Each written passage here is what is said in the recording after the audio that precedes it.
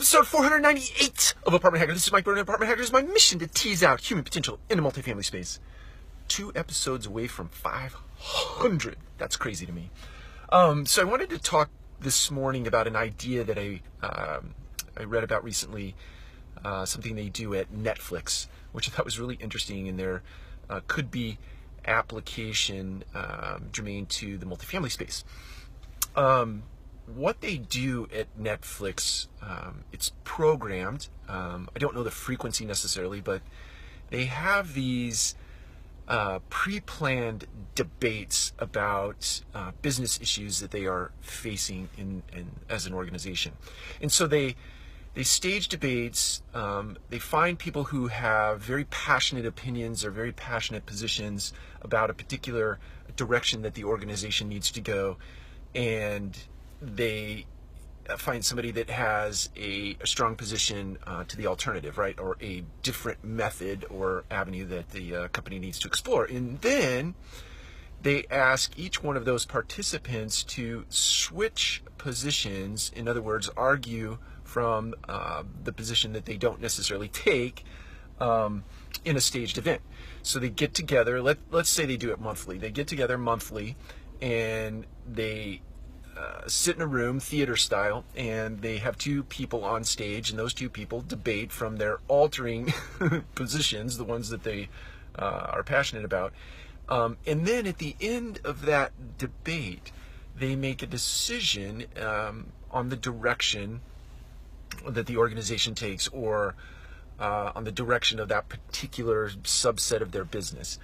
And I just thought it was an interesting thing from a couple of different perspectives. First and foremost, allowing an individual to take, or actually not allowing them, but forcing them to take the position of their foe, in a sense, and understanding an argument from the other side, and then, you know, the competitor, in a sense, taking the other position and understanding from that side. And so, and the blend of those 2 things sometimes yields a better answer, as opposed to this answer or this answer. It builds a better answer, or breeds a better answer. So I saw it interesting from that perspective. I saw it interesting from the perspective of some of the stories that were described, where, you know, people who are completely adverse to public speaking now standing on a stage presenting an argument that they don't necessarily believe in front of a crowd of their peers, right, or even their superiors, or even their direct reports. And so